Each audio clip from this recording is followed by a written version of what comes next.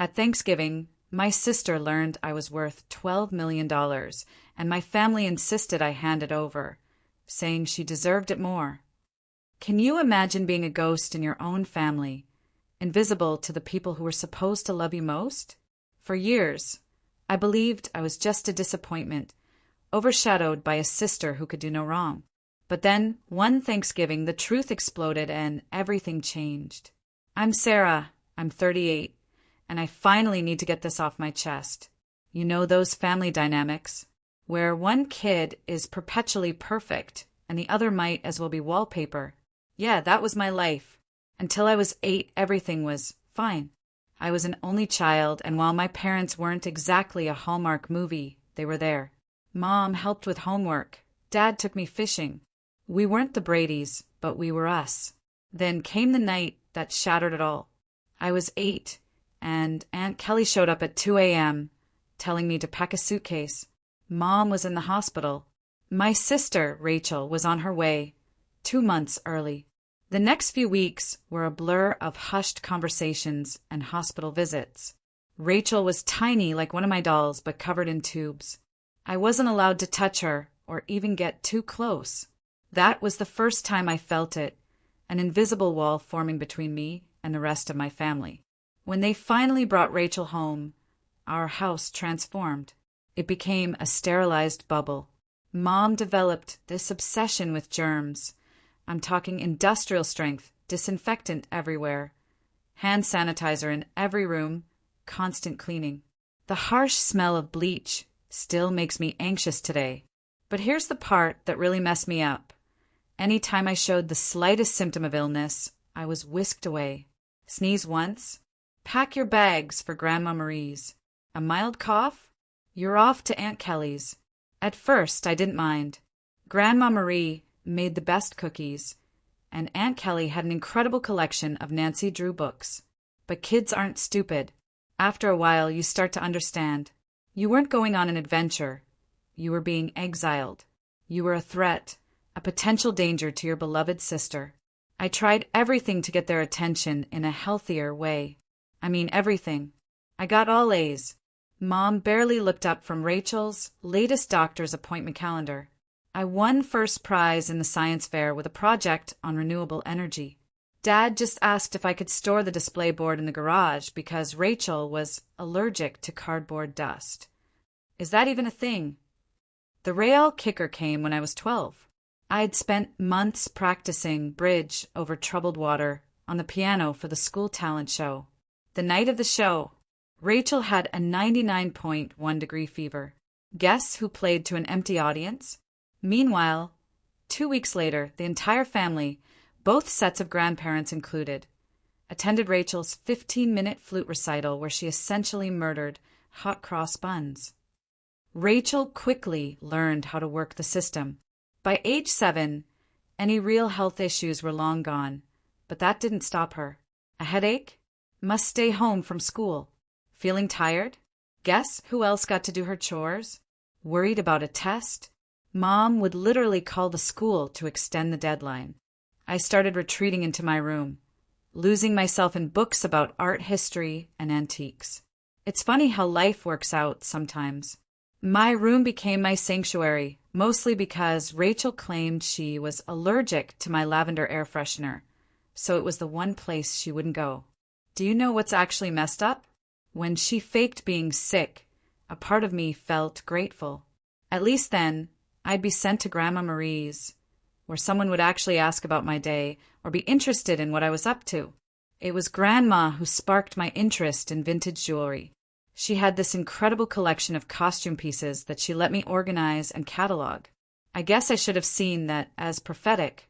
The worst part wasn't even the blatant favoritism. It was how they rewrote history to justify it. Rachel just needs more attention because she had such a rough start. Sarah's always been so independent. Sarah understands her sister has special needs. No, I didn't understand. I was a child who couldn't grasp why having a good immune system made me less deserving of love. Looking back, I can see how those years shaped me. That persistent message that I was somehow unsafe or inconvenient, It doesn't just go away. But hey, at least it taught me self-sufficiency. When no one checks your homework or cares about your triumphs, you quickly learn to be your own cheerleader. High school. Most people either loved it or loathed it. Me, I saw it as my ticket out. While Rachel was busy building her middle school drama empire, I was laying the groundwork for my own escape. And let me tell you, nothing inspires you to achieve more than knowing no one else will do it for you. Remember how I spent hours sorting Grandma Marie's jewelry? That taught me invaluable lessons about systematic organization and attention to detail. In high school, I approached everything with the same meticulousness. My desk looked like something out of an organization magazine. Color-coded notes, perfectly planned study schedules, everything in its place. Rachel, of course, teased me about it, calling me Raymond.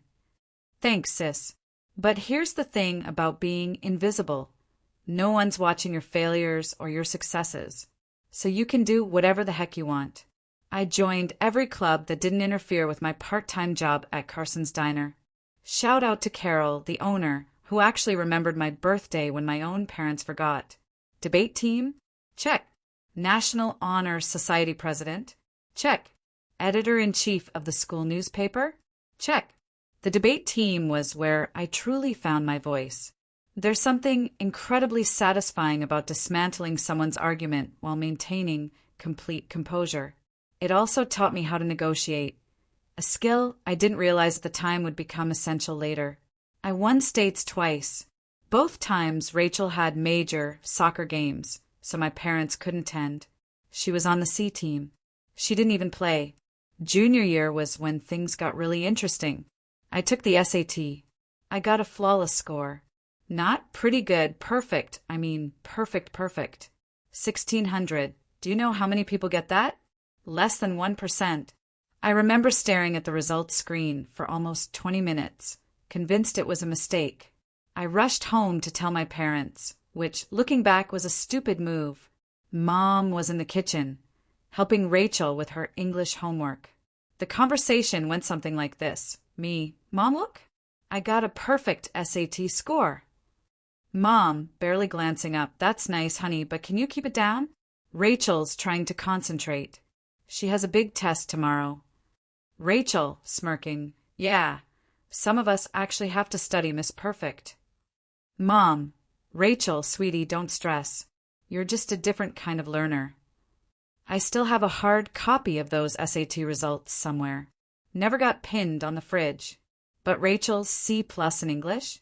That infant got prime refrigerator real estate, complete with a "we're so proud of you" magnet. College applications. The whole process was illuminating.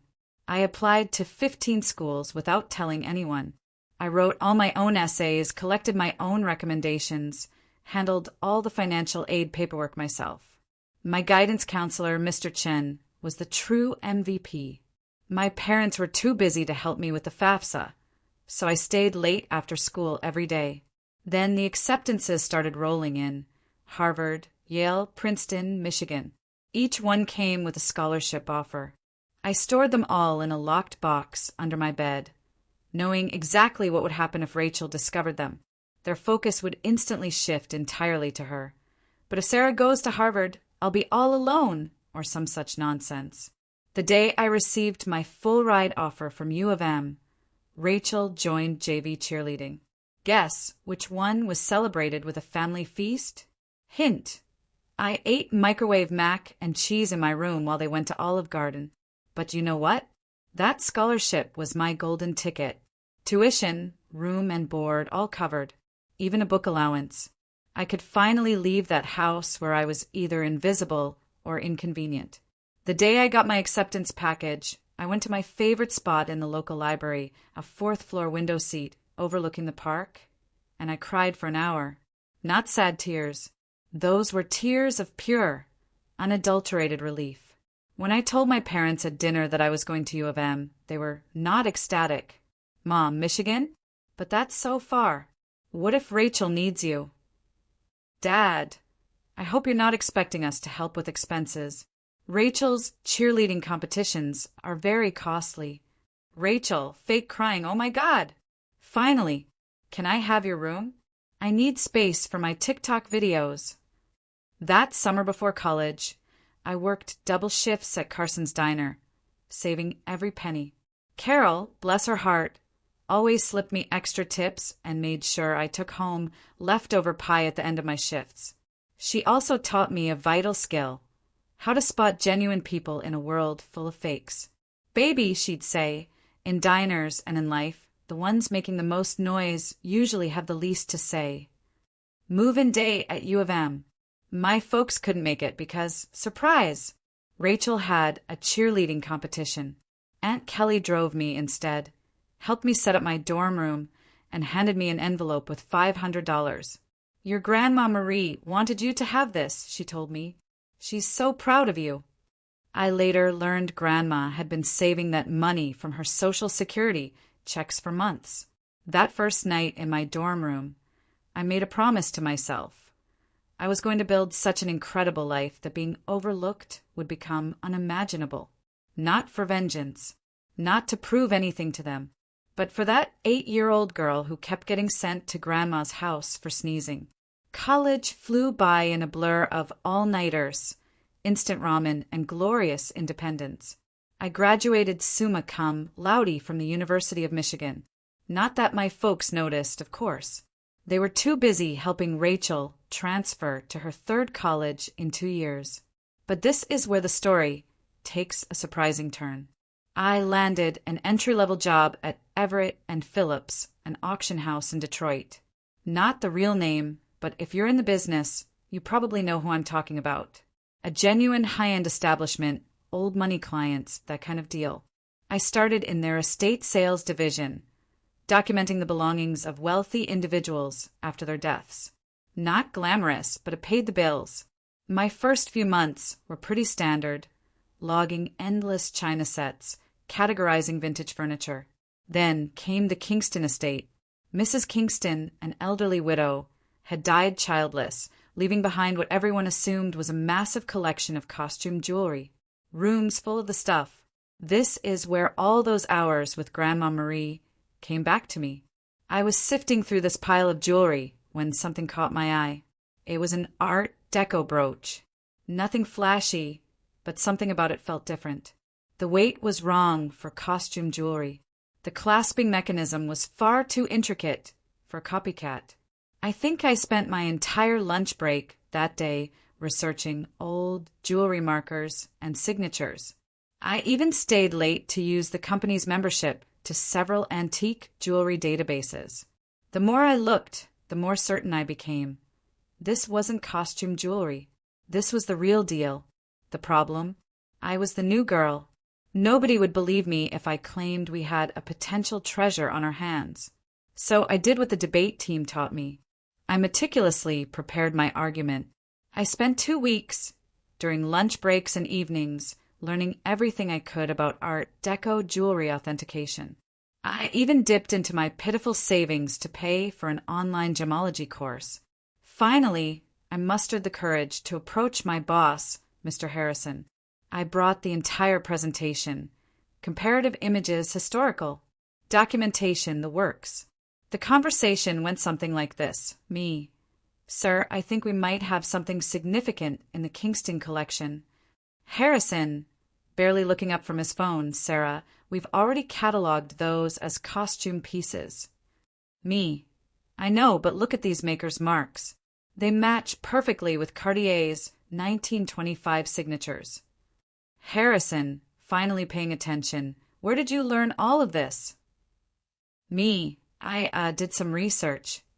Long story short, that costume brooch sold for $47,000 at auction. Turns out it was part of a limited collection created for European royalty in the 1920s. But here's the real kicker. Harrison started to trust me after that. He began giving me other artifacts to authenticate. Suddenly, my pointless pastime of sorting antique jewels acquired real significance. I devoted myself to learning everything I could about vintage jewelry.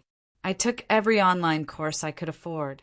I spent weekends at estate sales, researching items.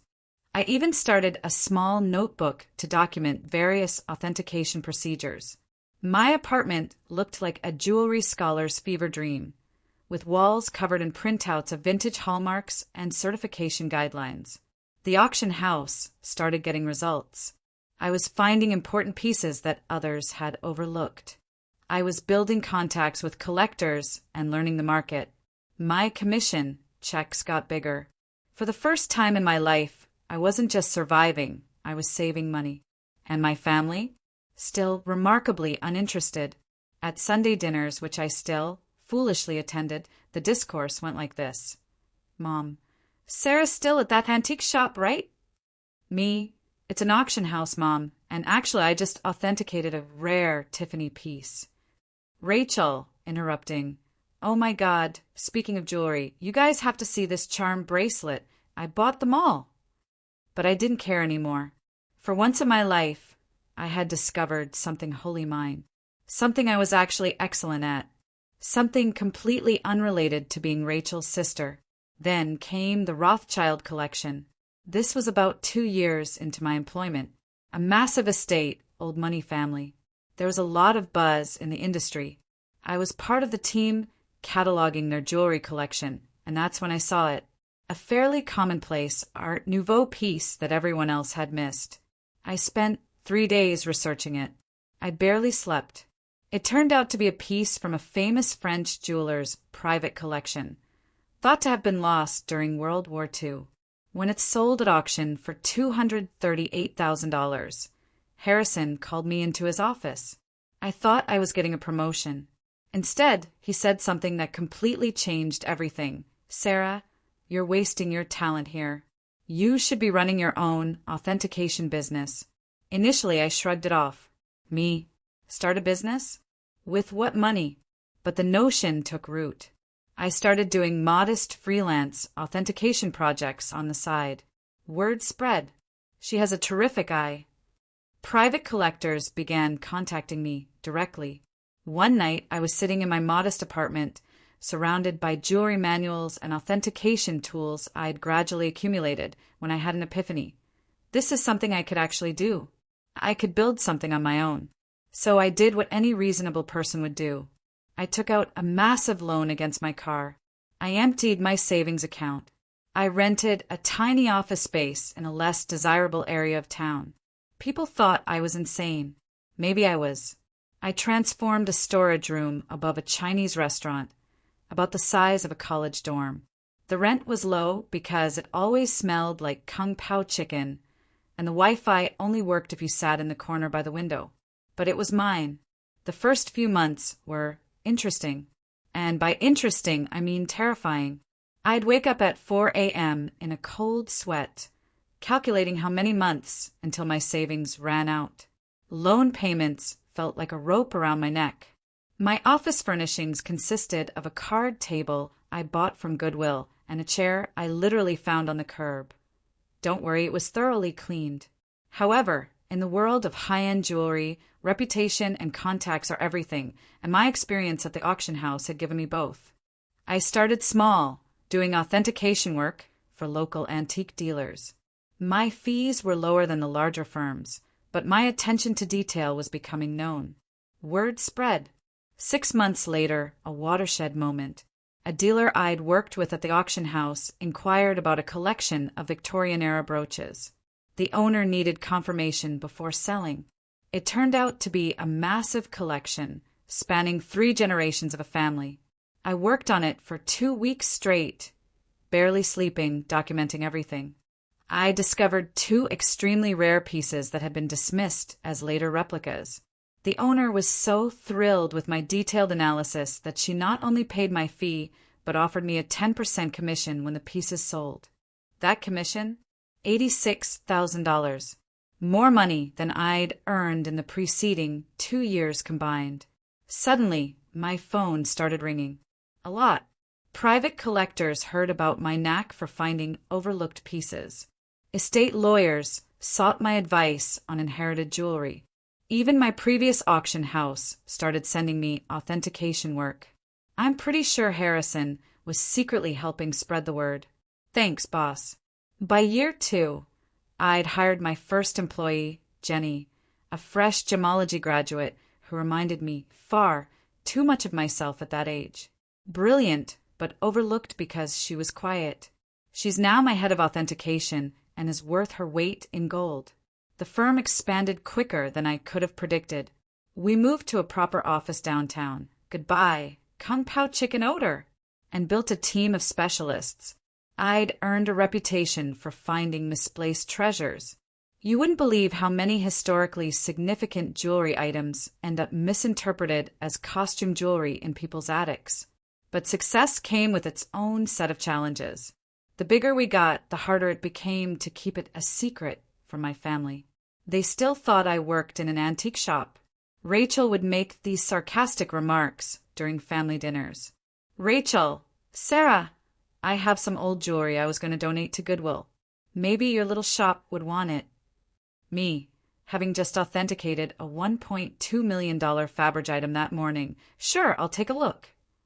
Mom continued to introduce me to everyone as my other daughter. She works with old jewelry or something. Meanwhile, I was being quoted in Forbes, luckily under my company name, and we'd recently opened our third office.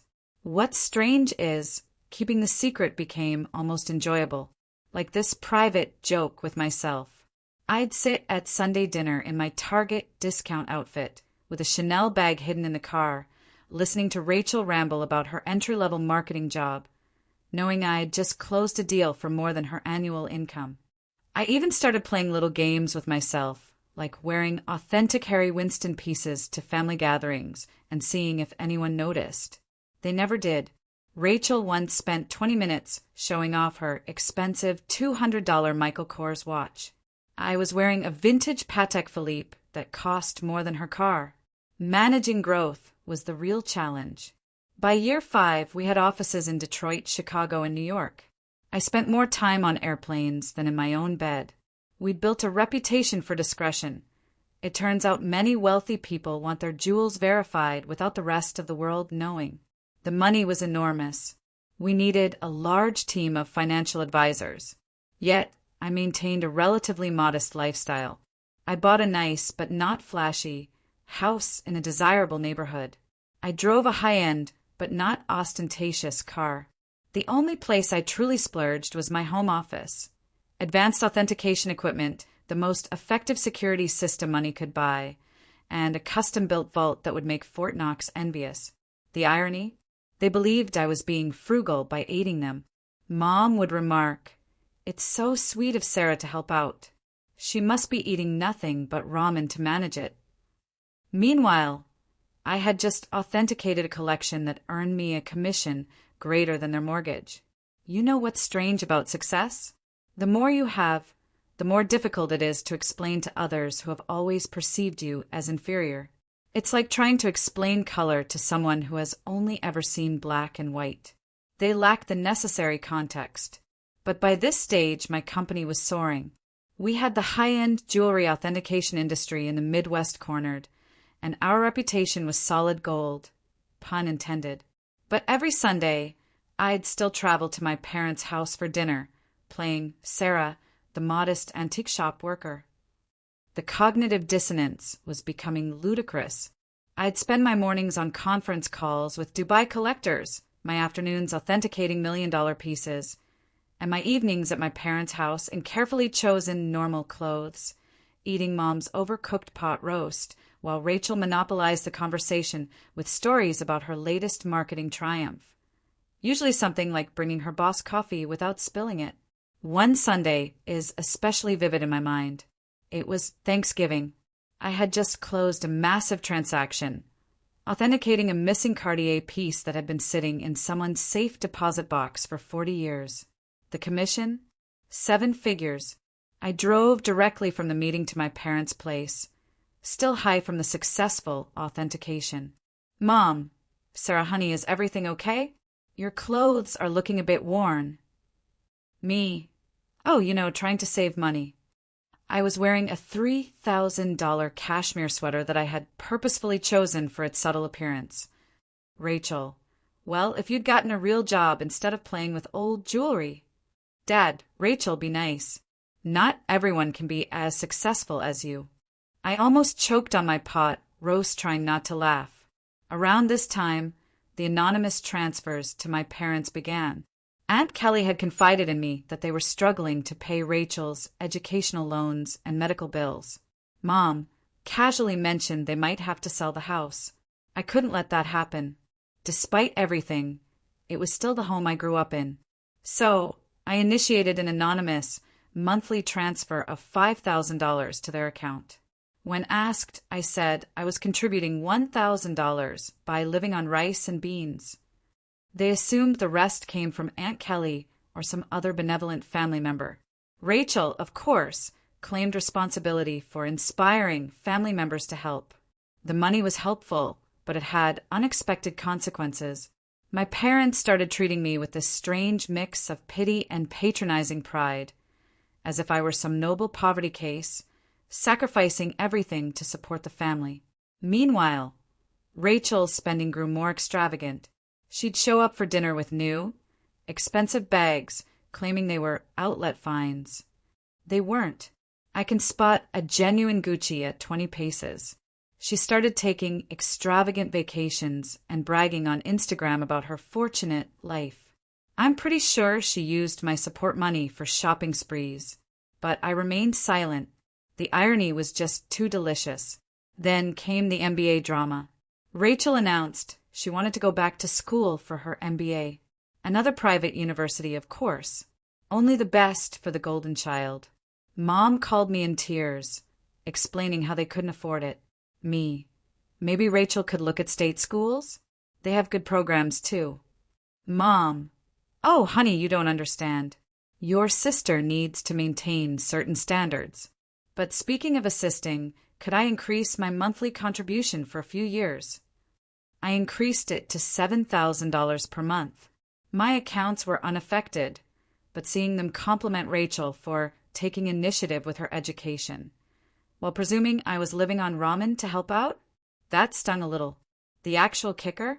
I was invited to give a guest seminar at the same business school Rachel wanted to attend. My family had no idea. The dean himself personally invited me to lecture on luxury, goods, authenticity, and business growth. I had to concoct an elaborate excuse as to why I couldn't make Sunday dinner that week. My own achievements started to feel like a distinct, separate life, as if I were some kind of corporate superhero with a hidden identity. By day, I was running a multi-million-dollar authentication business. By night, well, on Sunday evenings, I was just Sarah, the disappointing daughter who worked at an antique shop. The weight of the untruth was becoming heavier. Rachel made snide remarks about my career multiple times. Mom apologized to her friends for my modest lifestyle. Dad frequently suggested I get a real job. I think I always knew it would end dramatically. I just didn't expect it to implode so spectacularly on Thanksgiving. It started 2 weeks before the holiday. Mom called, weeping about her back pain. She'd been diagnosed with a herniated disc, and the notion of cooking Thanksgiving dinner for 20 guests overwhelmed her. Now, I'd love to tell you I offered to help purely out of goodwill, but honestly, I was tired of pretending her dried-out turkey was appetizing. Me, why don't I handle the food this year? I can have it catered. Mom, oh, honey, we can't afford a caterer. Me, don't worry about the cost. I've been saving up. Mom, concerned, you're not taking out a loan, are you? I coordinated everything with a high-end catering firm I used for business gatherings. They do incredible work, the kind of food that makes you wonder why you ever bothered to cook yourself. It costs more than my folks thought I earned in 2 months, but whatever. Thanksgiving morning dawned, and I was feeling pretty good. I had my laptop with me because I needed to monitor a major online auction in Hong Kong. This magnificent Art Nouveau necklace was up for sale, and I had a client interested in authentication if they won the bid. The lunch arrived on schedule, everything perfectly prepared. Rachel, of course, had to comment. Rachel, store-bought stuffing, really, Sarah? Mom's is so much better. This from the girl who once set off the smoke alarm making toast. Mom was busy apologizing to everyone for not cooking herself, but you could tell they were enjoying the meal. Rachel shut up after tasting the maple-glazed Brussels sprouts, which, by the way, cost more per plate than her weekly grocery budget. I excused myself from dinner and dessert to check my laptop. The auction was getting intense, and I needed to be ready if my client won.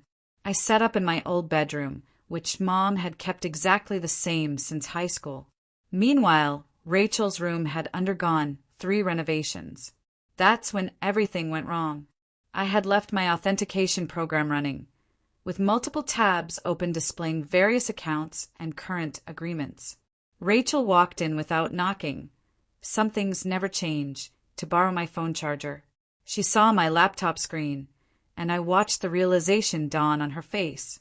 This was her moment to finally expose how pathetic her older sister was.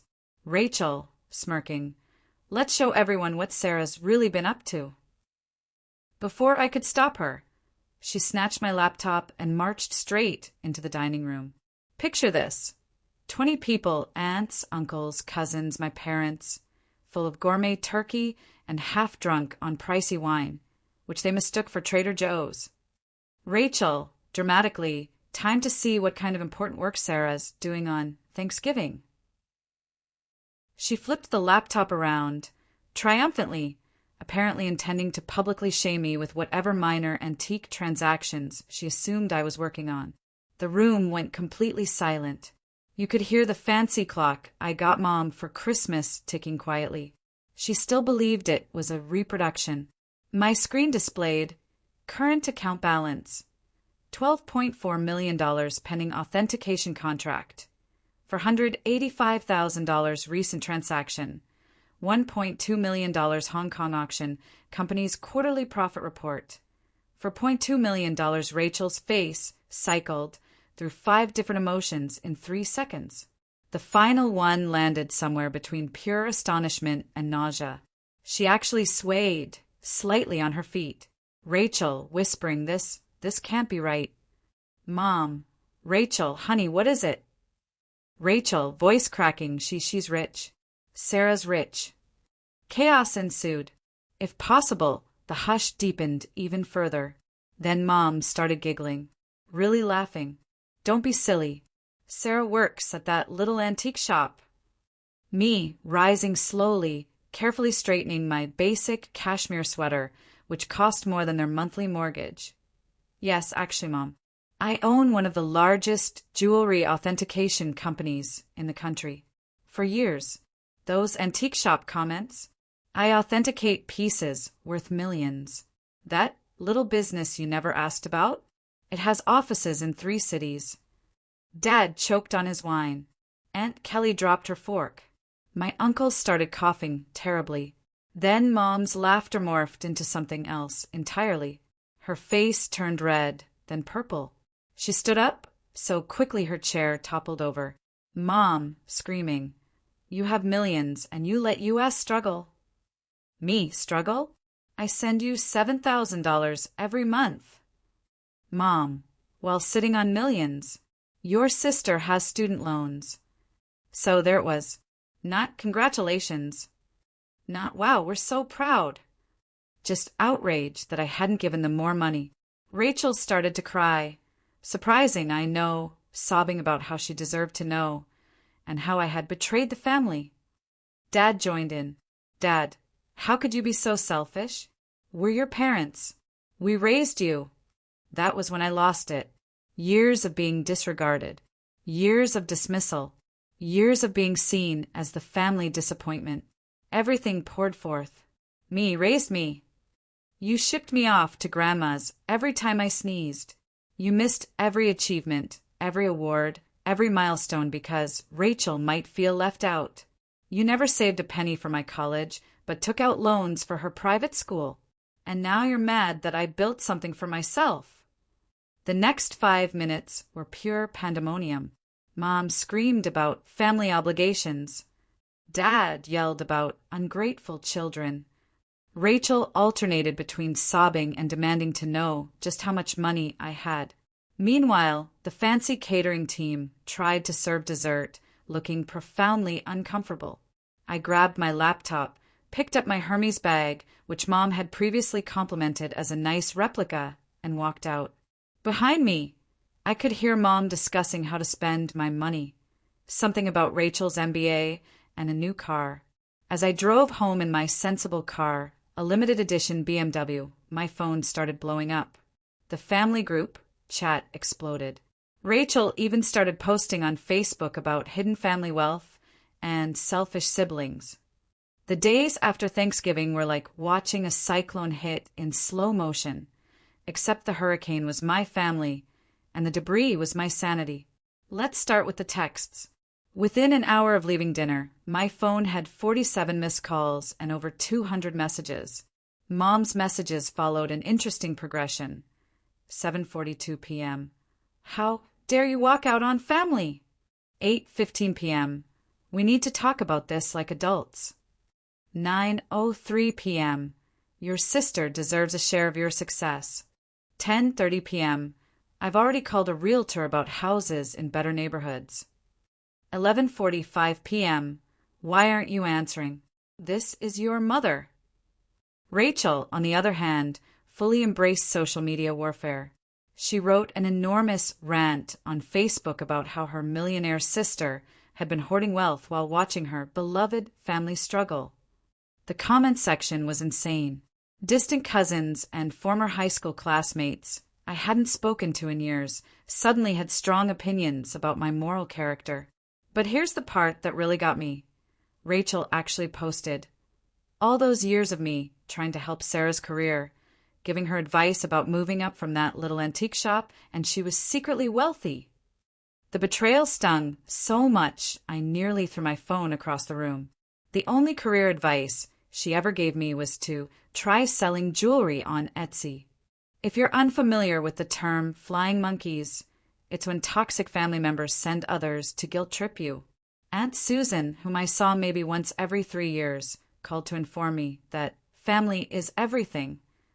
Uncle Bob, who I'm pretty sure still thinks I'm 12, emailed me a lengthy lecture on the importance of sharing wealth. Even my third cousin's wife's sister, how did she get my number? Felt compelled to share her thoughts on family obligation. But the real fun began when they showed up at my workplace. I arrived on a Monday morning to find Mom, Dad, and Rachel sitting in our reception area. They told Jenny, my receptionist, they had an appointment for authenticating services. Rachel clutched her Michael Kors bag as if it were genuinely worth something. The conversation went about as well as one would expect. Mom, we've discussed it as a family. Me, a family discussion without the family member you're discussing? Mom, ignoring me, and we think it's only fair that you set up trust funds for everyone. Rachel, I need at least $2 million to start my new life properly. Dad, and your mother and I would like to retire. We're thinking a beach house in Florida. Me, did you miss the part where I've been sending you $7,000 monthly? Rachel, that's nothing compared to what you have. You owe us. Me, I owe you? For what exactly? The years of being ignored? The missed graduations? The constant comparisons? Mom, don't be dramatic, Sarah. We gave you everything. Me, no. I gave myself everything. And you know what? I'm done. Right there, in my own office lobby, I took out my phone and canceled the monthly transfers to their account. Mom gasped as if I'd slapped her. Rachel began her phony crying performance, but quickly stopped when she saw it wasn't working. Then things turned ugly. They refused to leave. I had to call security. Seeing my 60-year-old mother being escorted out while yelling about ungrateful children was bizarre. Jenny asked if I wanted to press charges. I said no, but I did have their names placed on the building's do not admit list. The harassment lasted for weeks. New phone numbers, fake email addresses. They even tried to contact me through my company's customer service line. I finally had to issue a formal legal notice, threatening harassment charges. Mom then played her final card. She called Grandma Marie. But here's the thing about Grandma Marie. She's wiser than all of them put together. Her response? Good for Sarah. About time someone in this family succeeded on their own terms. Mom didn't speak with her for 2 months after that. It's been 6 months since Thanksgiving. I've moved to a new home with better security. I've changed all my numbers. And the company? We're doing better than ever. It turns out my family drama attracted several high-profile clients who respected my caution in the circumstances. Rachel continues to write passive-aggressive updates about toxic wealth and family betrayal. From what I hear, she's even starting her own jewelry authentication firm. Good luck with that. Mom and Dad finally stopped trying to contact me when my lawyer wrote them an official letter outlining how harassment charges would affect their lives. They're now telling everyone they never wanted my money anyway, and that they're praying for my salvation. What's the best part? For the first time in my life, I feel truly liberated. No more Sunday dinners full of sly insults. No more downplaying my accomplishments to spare their feelings. No longer financing the Rachel show. My therapist believes I'm finally establishing healthy boundaries. I say I'm finally living authentically. So that's my story. What would you have done in my place? Have you ever had to choose yourself over a family that just couldn't see you? Tell me what you think in the comments. I really want to know.